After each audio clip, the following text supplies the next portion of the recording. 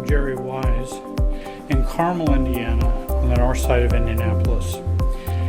And this video is entitled, Stop Feeling So Guilty About Having Needs. There was actually a subtitle I was going to use entitled, Being Raised by a Narcissistic and Needy Parent. And I want to talk about that today in the video. Many clients I have worked with have this struggle, and it's a constant struggle. Lots of people in America, I think, have this struggle. Not only do people have difficulty identifying and expressing needs, they also struggle with guilt that surrounds even having the needs. Many even feel lots of shame having needs. Many people who have come to work with me have been working with other therapists or are in recovery programs, and I still find them experiencing guilt or shame over having needs. They have worked long and hard to identify needs and feelings, but guilt stops them from accepting their needs and their feelings and stops them far short of working to get their needs met in their lives. So why do many people have guilt about having needs? Why do so many people feel bad about having needs? Seems natural, seems normal. Why feel guilty? Because one of the most common reasons is that many have grown up in dysfunctional families in which they've been raised by narcissistic or needy parents. This is common for those who grew up in homes where parents are alcoholic or addicted or abusive or workaholic, or parents who grew up with narcissistic parents. Addiction is a narcissistic process. Addiction always involves narcissism, and one in which we as children experience what we call role reversal. And we know this in the psychotherapy field as role reversal or parentification of children. So what is role reversal? Role reversal is a fancy term for when the parent becomes the child and the child becomes the parent. Because obviously it's not supposed to work that way. Parents are supposed to parent their children and be aware of and take care of the needs of their children. Certainly in severely dysfunctional homes, such as alcoholic homes and dysfunctional homes, children actually had to physically and emotionally take care of parents who became incapacitated and incapable of taking care of the family's needs. They couldn't function as parents. If you're totally drunk, you can't fix supper. If you're drunk, you can't go to the grocery store. If you're high, you can't take care of the children and discipline them in an appropriate way. And in homes, food still needs to be cooked, laundry still needs to be done, comfort still needs to be given to adult parents who are under-functioning. The classic, the 10-year-old son who drives his father home from the bar, that's role reversal. That's parentification of the child. The child's driving the parent home from the bar.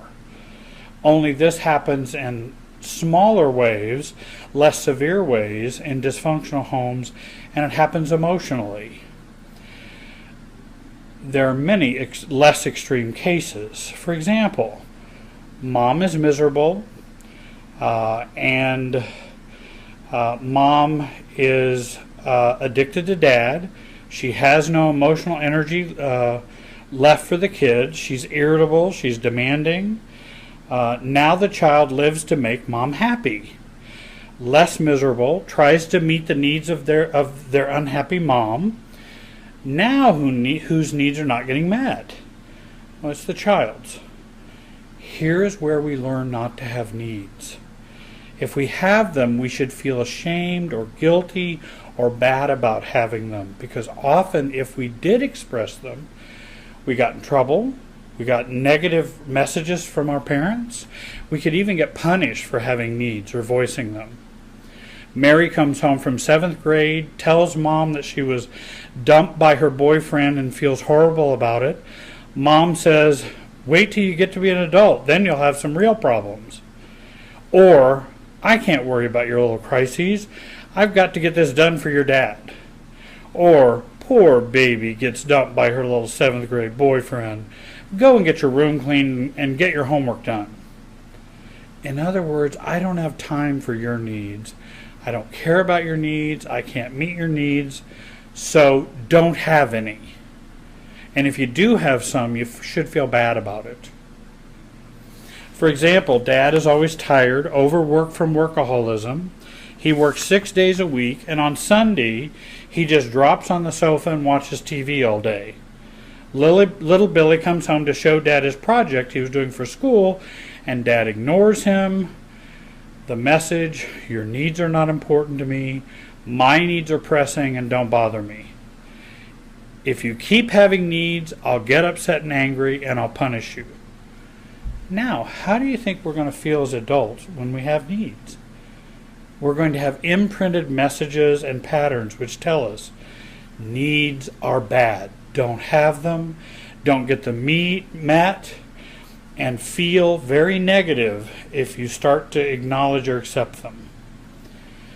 When the child is not parented well, or there's no room emotionally in the family for the child's needs, wants, emotions, hurts, and dreams, then the child takes on the emotional task of taking care of dad or mom, or sometimes siblings. This taking care of role is called role reversal. When this happens, we have begun the lifelong process of feeling wrong about having or expressing needs or wants. This carries over to our adult relationships, our marriages, and our parenting.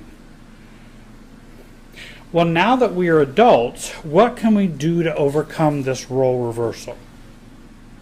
And what can we do to overcome these negative feelings we feel when we have needs or wants? Number one, we recognize we are actually doing this role reversal within ourselves. It is my job now as an adult to take care of me emotionally and physically. And when I don't, I'm not caring for my inner child who depends on me to care for him.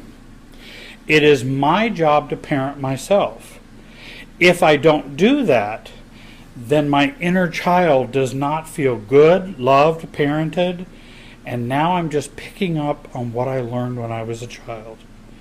Secondly, I begin to start listening to the needs of my inner child and to my emotions, wants, beliefs, hurts, dreams, and desires. Number three, I can do some work on normalizing my experiences growing up. Going back in time, emotionally and expressing the needs, hurts, and desires I had when I was a child and when my parents were not paying attention to them or couldn't because of their own dysfunction, hurt, pain, addiction. There are a number of ways a good therapist can help with the healing of the past. Fourthly, I begin a battle of counterintuitive healing, I call it. When I have needs, feelings, wants, desires, I resist the inner thoughts, feelings, and messages I tell myself. The ones I've learned from my past, or the tapes that play over and over again that you shouldn't be thinking this way, you're just being selfish, what your needs aren't important, you should only be thinking about other people. These negative feelings and thoughts are intuitive, we call. They just feel right and normal.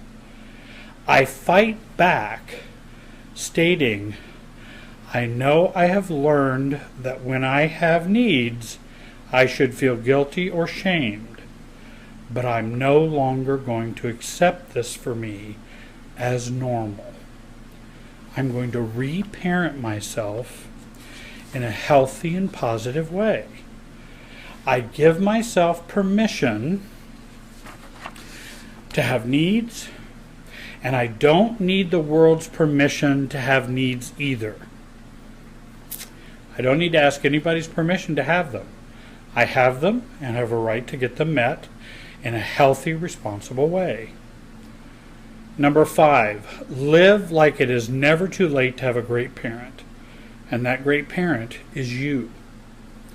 You can be a wonderful parent, the wonderful parent you never had. 6, find like-minded people who will support the new you, whether it be a group, a support group, therapist, friends, sometimes even family members. 7, support the new you about 1,000 times, and then do it 1,000 times more. And 8, caution. There may be people around you who benefit from you not having needs. Please seek a good therapist who can help you through this process. You having needs does not mean you do not love others, or that you will be abandoned. So in brief, to heal, we need to do 2 things. Grieve our lost childhood, if we feel guilty about having needs, because that's often where it came from. And secondly, do the work of self-differentiation from our parents, so that we can be free to have our own needs and be normal in having needs. If you want some help, give me a call. The information's on the screen for you. I do Skype and FaceTime counseling. Join our YouTube channel. I want to thank you for watching today, and have a great day.